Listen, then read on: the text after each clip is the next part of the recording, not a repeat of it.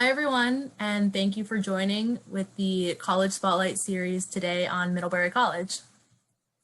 My name is Natalie Figueroa. I am one of the admissions counselors at the college, reading applicants from parts of New England, but predominantly the Southeast and the Rocky Mountain West, as well as Puerto Rico and the Virgin Islands. And I am also an alum of the college. Now, I couldn't really do this College Spotlight video series justice without inviting two of our wonderful senior fellows who are rural and small town students themselves who can share on their experiences of what it's like to come to Middlebury College. So with that, I'm going to let them introduce themselves. Hi everyone, my name is Emily Blue. I am a senior here at Middlebury and a senior fellow for the Office of Admissions. I'm a double major in American Studies and Theater with concentrations in journalism and acting, a focus in Asian American Studies, and a dual emphasis in cultural politics and race and ethnicity studies. Most importantly, I am from a little tiny town called South Royalton, which is in Vermont, about an hour away from Middlebury, in a very rural area. Hello, everyone. I am Elijah Willig. I'm a senior here at Middlebury College. I am a sociology major, but I also study Spanish and Portuguese. Outside of that, I'm involved in Black Student Union and Queer and Trans People of Color, have given tours of Middlebury, and have volunteered in organizations in town as well. And I currently also work as a senior admissions fellow, getting to do fun sessions like this. And I am also from a small town called Grinnell, which also has its own college there. But today I'll be talking about my lovely Middlebury experience. Awesome. So to give you a little bit of an introduction on the college, we are a small liberal arts and sciences institution located in the town of Middlebury, Vermont. We're a 4-year private residential college. 97% of students live on campus all 4 years, and on-campus housing is guaranteed for all 4 years. Our undergraduate population is about 2,500 students. We are only a campus of undergraduate students, and you'll see a lot of different lived experience coming to our campus from all 50 states, including DC and Puerto Rico, as well as 70 different countries that make up our international student body population of about 11% of campus. 27% of students are US students of color. 12% of students are the first in their family to graduate from a 4-year institution. I was part of that percentage in my time at Middlebury. 14.4% of students are Pell eligible, and roughly half of Middlebury students receive some form of financial aid at the college. Now, in terms of our 5 most popular majors, you will see economics, environmental studies, computer science, political science, and psychology represented. And when you even expand that more, you will see departments such as English and American literatures, neuroscience, and many of our international programs, including international and global studies, which was my major, and international politics and economics. Our graduation rate in 6 years is about 91%, although many students do complete their degree in 4 years at Middlebury. And if you get one piece of information that sticks with you with this College Spotlight video, I want you to know that Middlebury prides itself on being a global community nestled in the mountains. We intentionally are fostering community on our campus and preparing students to become the next global citizens able to tackle the world's most pressing problems.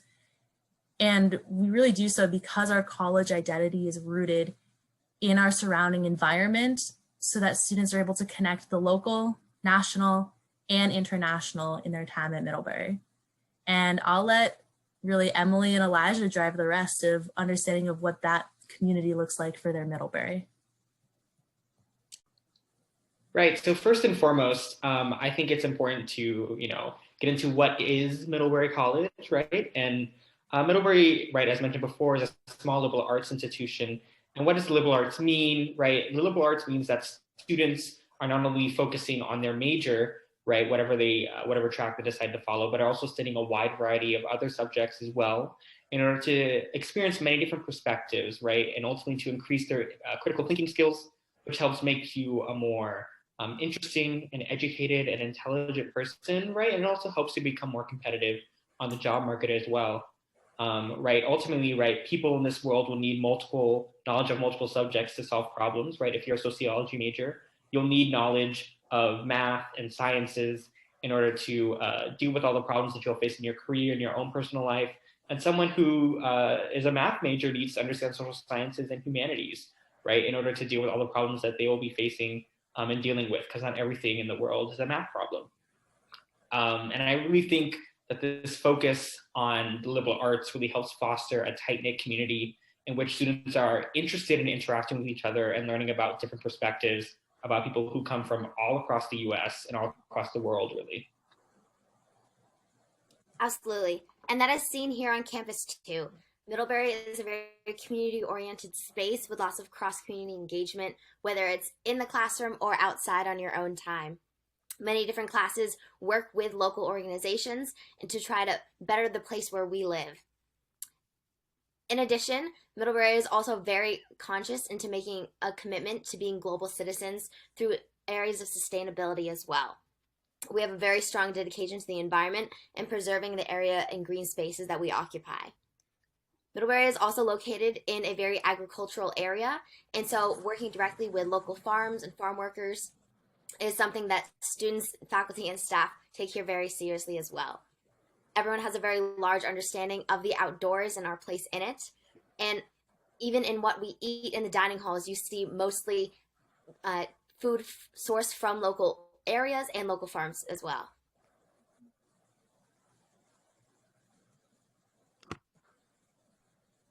It's also important to note, right, the town that surrounds the campus here at Middlebury, right? So the town of Middlebury has about 8,000 residents, give or take. And students often frequent going into establishments in the town, whether that be restaurants, getting beverages, going hiking and exploring, or volunteering or working with some of the many organizations that reside in town. Like I myself worked with an organization called WomenSafe, which helps survivors of domestic abuse. It's also important to note that being in a small town, I think, has a lot of advantages for students for interacting with the people who live here. Ultimately, right, people tend to have a bit more of a friendly disposition as opposed to maybe the more of focus on yourself and go about your own day that can occur in the cities, which really helps in forming connections in this unique community that we have here at Middlebury. It's also relatively easy to get around town.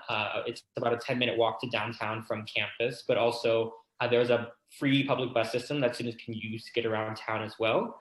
That's also used to explore the state of Vermont as well, right? If you want to go to the largest city in Vermont, Burlington, it's pretty easy, which is a simple payment of $4, right, to go there and maybe spend a day there with some of your friends or just get to explore.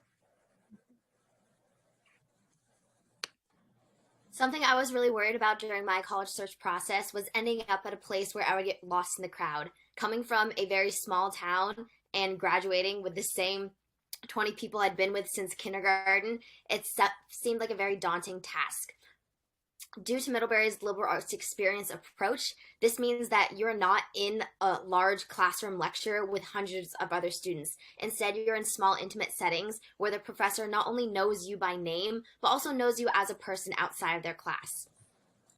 You can also see that through the collaborative and not competitive environment here at Middlebury as well. Everybody's always striving to work together towards a main goal, whether it is a project or an assignment or a student activity or club. You can also see this through the many traditions here at Middlebury, such as Fall Family Weekend or Homecoming, which are in the fall, and one of the best times of year in Vermont with all the foliage and apple picking and pumpkin carving and apple cider donut eating and everything that makes Vermont fall so quaint. And you can also see that on the other end of the year during our winter carnival season, which happens in the beginning of the spring semester when it looks like a beautiful winter wonderland snow globe here on campus as well.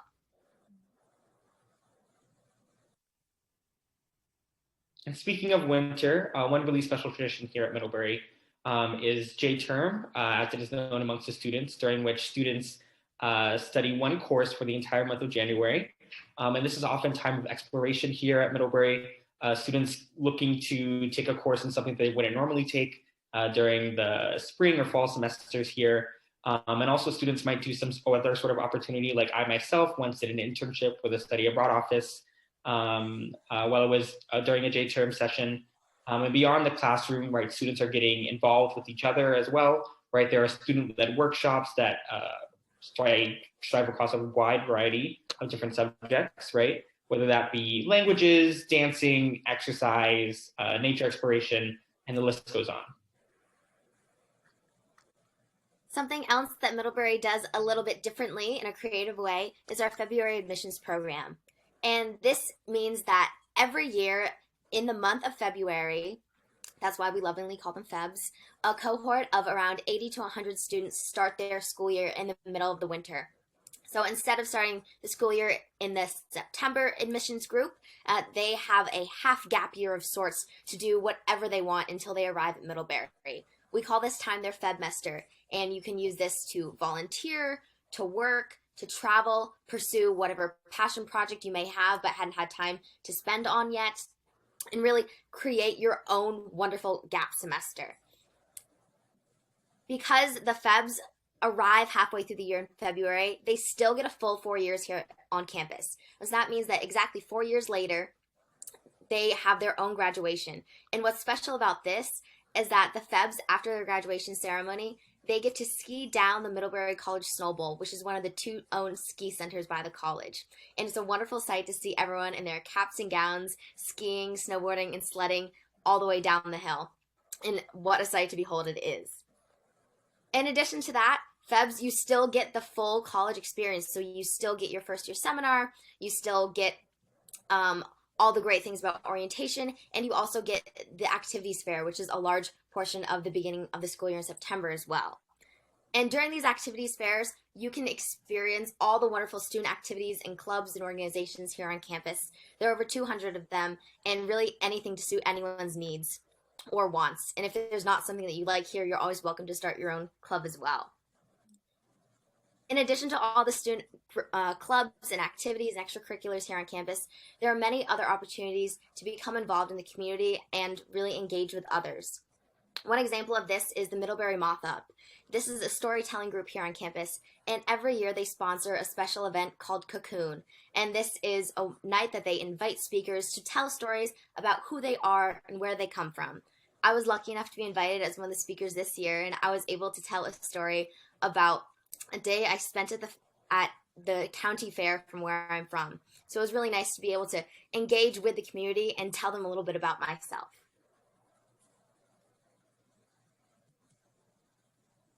It's also important to know that Middlebury really tries to teach its students to pursue the world with a global perspective, right? There is a huge sense of internationalism within campus. Many students are participating in intensive language courses, and are able to practice the languages that they're trying to learn in a wide variety of opportunities, right? There are language tables in which students are able to sign up for lunches, in which they're able to speak the language with other people trying to learn the language in order to really get to practice it be outside of the classroom. And there are also language houses as well, in which students can apply to after their first year here at Middlebury to live in an environment in which once they are within their housing's walls, that they will try to speak and interact in that language with their other housemates as much as possible in order to really see their fluency and proficiency improve. And all of this really helps students be prepared to eventually go and study abroad, right? So Middlebury has over 36 programs in 16 different countries, the vast majority of which are focused on cultural immersion. I myself went on a study abroad program. I went to Montevideo, Uruguay, right between Brazil and Argentina. And while I was there, I really had to try to integrate with the local culture. I signed an agreement saying that I would only speak Spanish as much as I possibly could. I enrolled in a local university. I was living with a host family. And additionally, I even got to do an internship with an organization that actually helps the underprivileged within the city of Montevideo. And it was because of this focus on me trying to live in Spanish and interact with locals in their language that I really got the most out of my study abroad experience. I saw my Spanish improve immensely. I was able to form deep emotional connections with locals. And I was also able to have an amazing academic and work experience as well. All because I was trying to actually focus on integrating with the culture and not simply just take classes in English and really just see the sights. And I think what's at the forefront, especially of many of us in our offices' minds, is being able to connect with students and connect you with the opportunities of learning more about what is it like to be a student at our campus.